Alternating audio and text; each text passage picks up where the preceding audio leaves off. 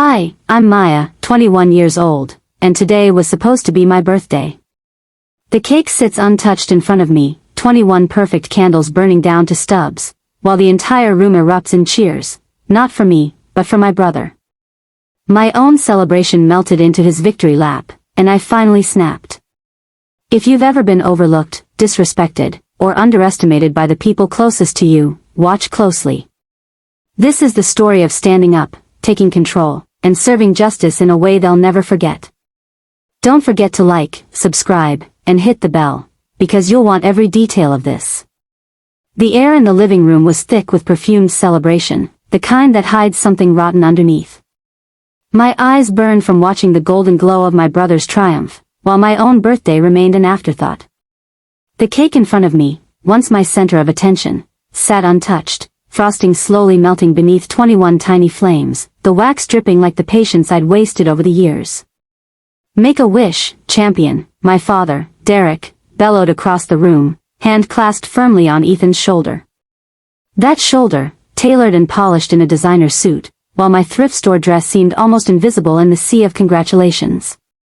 My mother, Laura, shimmered with joy, mascara running in streaks down her cheeks as she cooed, "Harvard Law's top internship program. We always knew you were destined for greatness."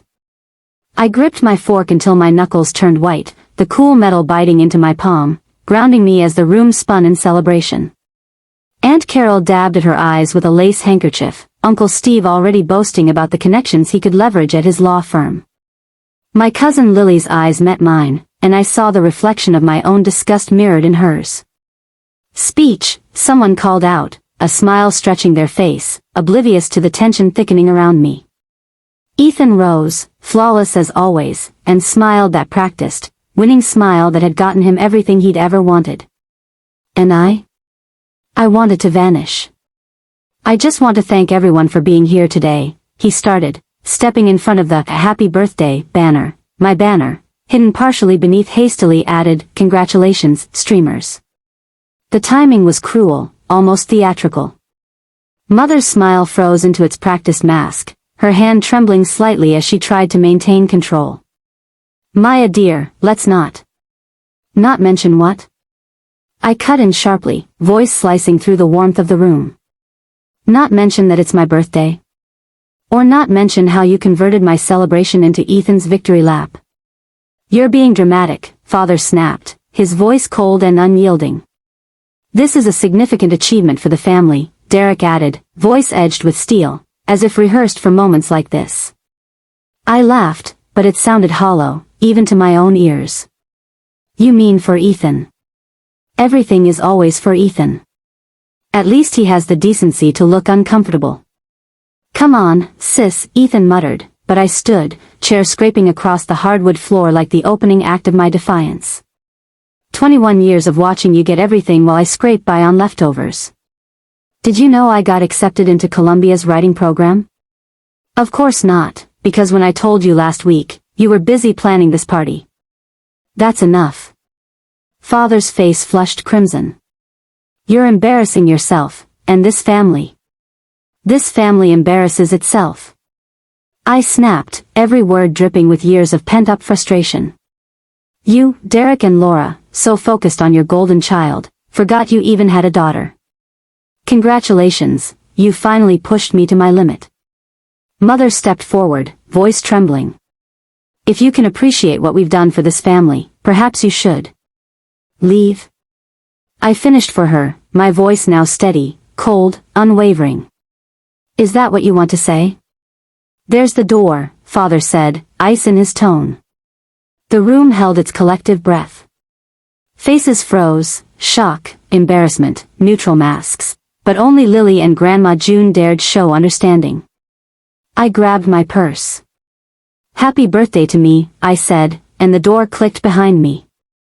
The spring air hit my face, sweet with cherry blossom scent, the trees I had once climbed, while Ethan received private tennis lessons.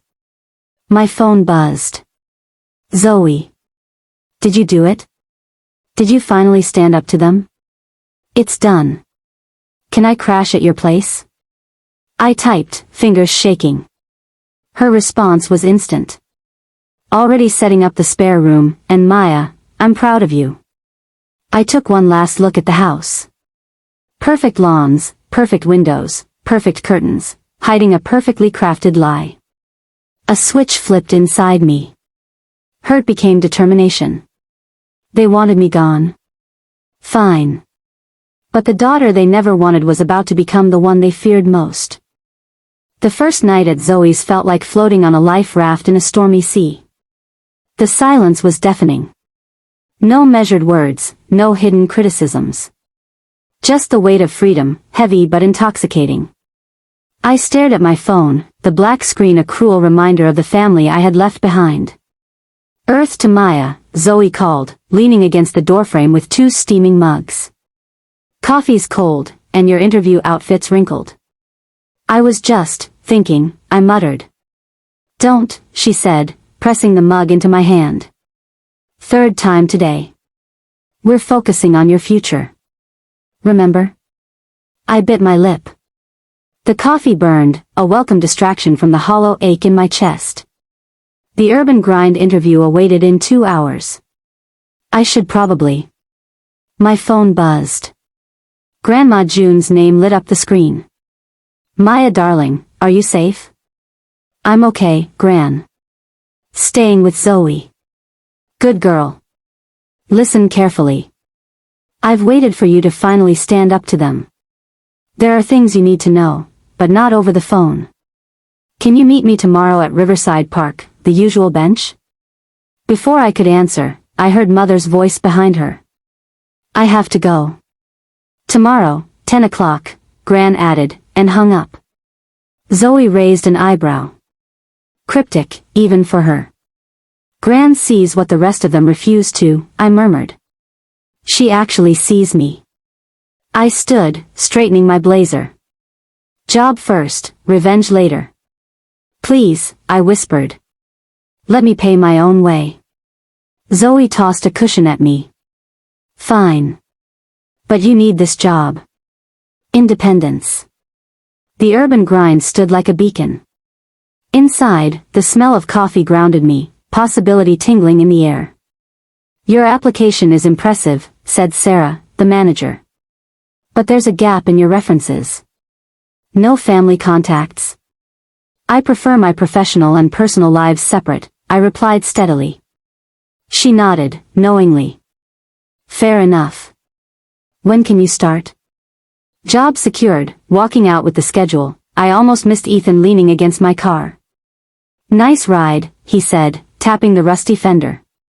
Better than walking, I replied. What do you want? You're still my sister, Maya. Funny. I don't remember you saying that at the party. His hand ran through perfect hair, nervous tick showing. I didn't know. I tried to tell them. Save it. Everything's handed to you, while I scrape by. Did you know they promised to pay for my college too? His face paled. I didn't know. You never know because you never have to. Mom and Dad want you home, I spat bitterly. Home. That stopped being home the day they decided I was worth less. Tell them thanks for the gift. Clarity suits me. Phone buzzed.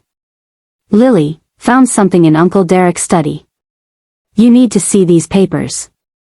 Can you meet tonight? I glanced at the mirror. Ethan still stood there, lost. Good. Let him feel a fraction of my years of frustration. Zoe handed me a cupcake.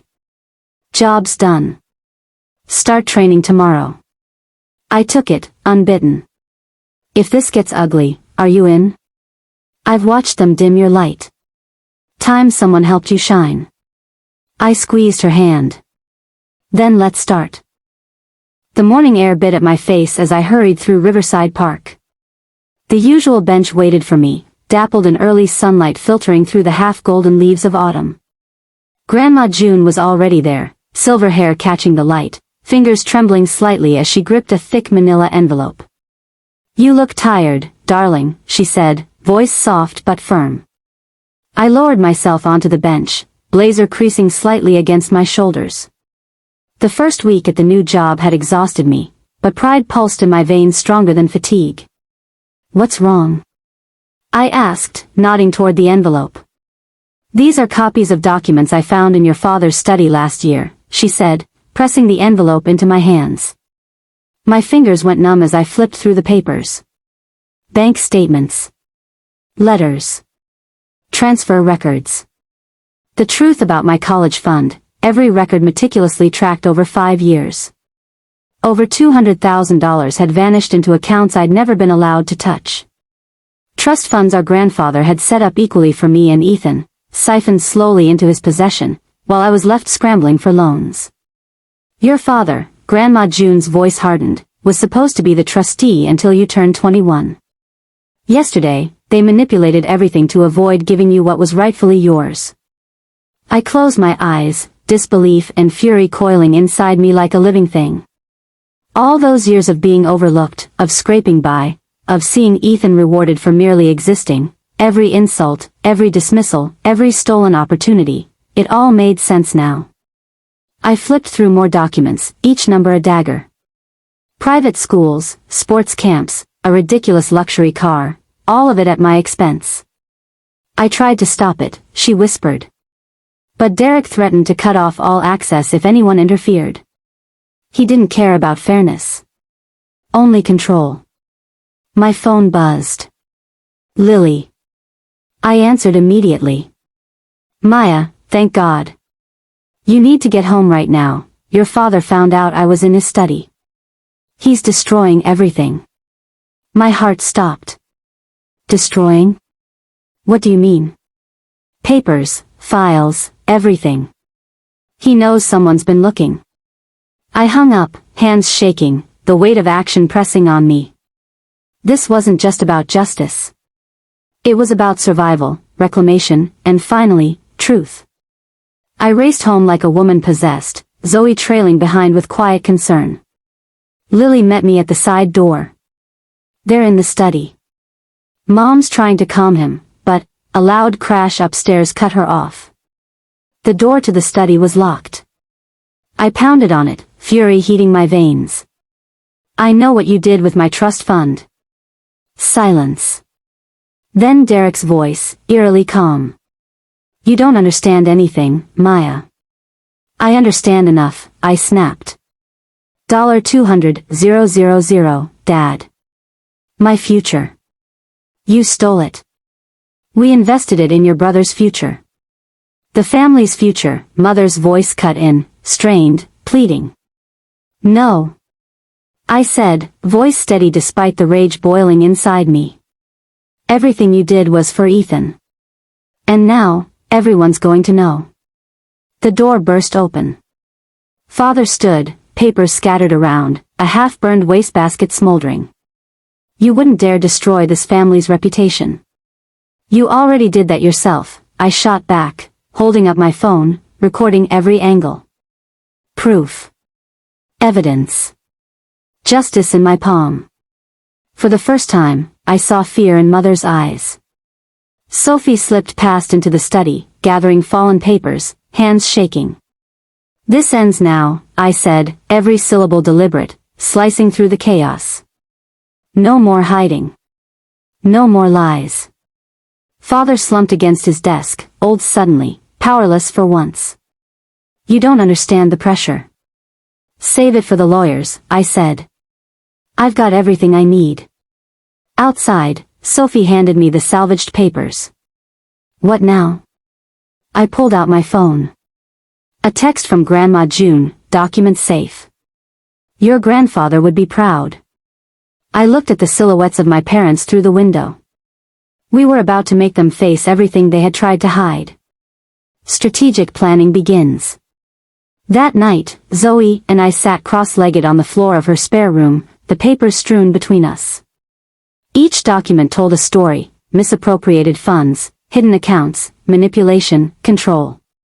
My mind buzzed, piecing together the web my parents had spun. This isn't just about your college fund, Zoe said quietly. It's bigger. Much bigger. I nodded. We need a plan. Step by step. No mistakes. We mapped it out. First, consolidate evidence. Every transfer record, every letter, every email. Next, ensure witnesses. Lily's access to Derek's study was crucial. Grandma June's decades-long tracking of my father's schemes added credibility no one could refute. And Ethan? Zoe asked. Where does he fit in? I hesitated. He's complicated. Part of him is as much a victim as I am. But he's been complicit in ignorance. He needs to understand the truth fully before this unfolds. By midnight, we had a preliminary blueprint. This wasn't reckless. It wasn't emotional. It was precise, methodical, and calculated. Every move designed to expose them publicly, legally, and irrevocably. Discovery of hidden layers. The next day, Ethan showed up unexpectedly, unease written across his face. I could see it, the first crack in the bubble he'd lived in for 21 years. I saw the invitation for the reunion, he said, voice hesitant. I think you should be there. You need to know what's really going on. I let him in, showing him the documents, watching as comprehension and horror flashed across his features. This is everything, he whispered. Everything, I said. Years of lies, manipulation, stolen futures. Yours included, but mine deliberately. You need to decide whose side you're on. He swallowed hard. I want to help. I don't want to be a pawn anymore. The alliance was shaky, fragile, but it was real. Together, we could take control. By the time dusk settled over the neighborhood, I sat at Zoe's window, staring at the lake house invitation clutched in my hand. The reunion, it would be the perfect stage. The entire family, gathered in one place. Vulnerable. Exposed. Ready for the truth to hit them like a thunderclap. I traced the embossed letters. Ryan's hosting this year. The same place our grandfather signed the trust documents. My hands shook. Heart raced. Everything had led to this. Every slight, every stolen opportunity, every hidden account, all of it pointed to one moment. The stage was set. And for the first time, I felt it. The thrill of control. The intoxicating anticipation of justice. Tomorrow, everything changes. The morning of the reunion, the lake house sat like a gilded cage atop the hill. The sunlight glinted off its windows, reflecting the grandeur of a family that prided itself on perfection. But I knew the truth hidden behind the facade, and today, everyone would see it. I parked my rusty Honda at the edge of the driveway, Ethan beside me, both of us tense but determined. Zoe and Lily had already arrived, carrying stacks of files, laptops, and the weight of decades of manipulation. Grandma June had the final piece, her testimony, her notes, every subtle observation recorded over the years. This is it, she whispered, her voice calm but urgent. Once you walk in there, there's no going back. I nodded, heart pounding like a drum. Every step toward the house felt like a march into history, a confrontation long overdue. The house smelled of polished wood and expensive candles, comfort, wealth, control. My parents greeted me with forced smiles, Derek's handshake lingering just a little too long, Laura's eyes darting with thinly veiled panic. Happy belated birthday, Maya, my mother said, a tremor beneath the politeness. I smiled, holding the envelope tightly. Thanks, Mom. I figured I'd celebrate by finally understanding my own family. Ethan stood beside me now, a silent ally. He nodded once, almost imperceptibly, signaling he was ready. The reunion began, laughter filling the grand living room. Cousins, aunts, uncles, everyone oblivious to the storm about to hit. And then I made my move. Can I have everyone's attention? I called out, voice steady, cutting through the chatter. Before we start with dinner, there's something important you all need to know. The room went quiet. My parents stiffened. Ethan shifted uneasily. Everyone's eyes were on me. I laid out the documents, bank statements, transfer records, letters, screenshots. Each one told the story of stolen money, manipulated trust funds, and decades of favoritism. I spoke slowly, deliberately, letting every word sink in. For years, I've been ignored, undervalued, and denied what was rightfully mine. Every scholarship, every opportunity, every celebration, stolen or diverted. And it wasn't an accident. It was deliberate. A plan executed to elevate one child and suppress the other. Mother's lips parted, as if to speak, but no sound came. Derek's hands clenched into fists, knuckles white. I continued, voice calm but icy, Grandma June has documented everything. For decades, she tracked the mismanagement, the hidden accounts, the lies. And now, with this evidence, the truth is undeniable. I handed a folder to each family member, letting the papers hit the polished wood table with a satisfying weight. Murmurs rose, faces blanching as the reality of years of deception sank in. Ethan looked shocked, shame replacing the old entitlement in his eyes. I had no idea, he muttered. I know, I said softly, almost pitying. You were a victim too, but ignorance doesn't absolve you from acknowledging the truth. As the room descended into chaos, I felt a strange calm. Every insult, every slight, every ignored birthday, all of it had led to this moment. The power dynamic had shifted, and for the first time, I was in control. Derek attempted to assert himself. Maya, this is absurd. You don't understand the pressure. I understand enough, I interrupted, voice sharp.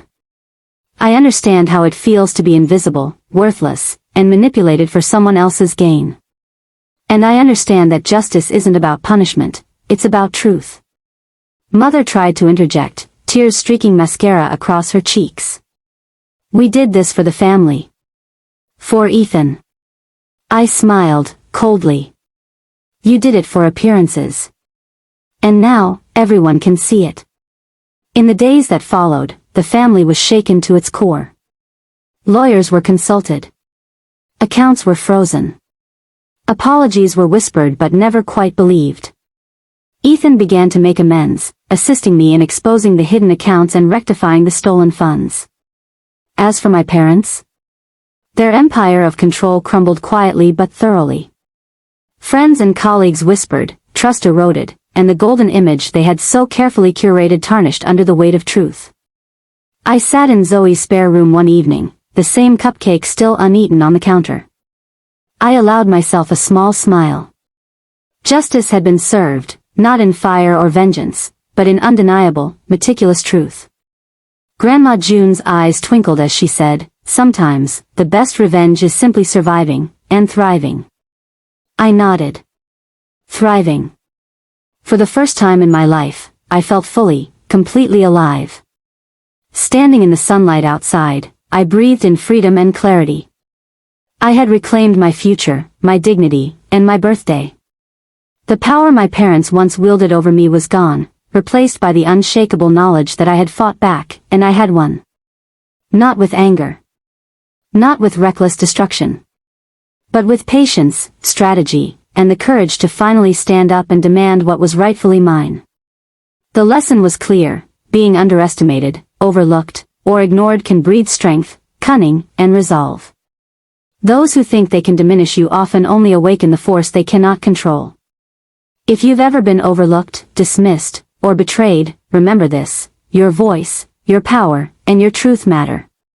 Stand up, plan carefully, and let justice, not anger, be your weapon.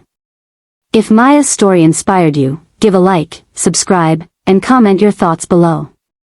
And remember, revenge, when executed with precision, is the sweetest justice.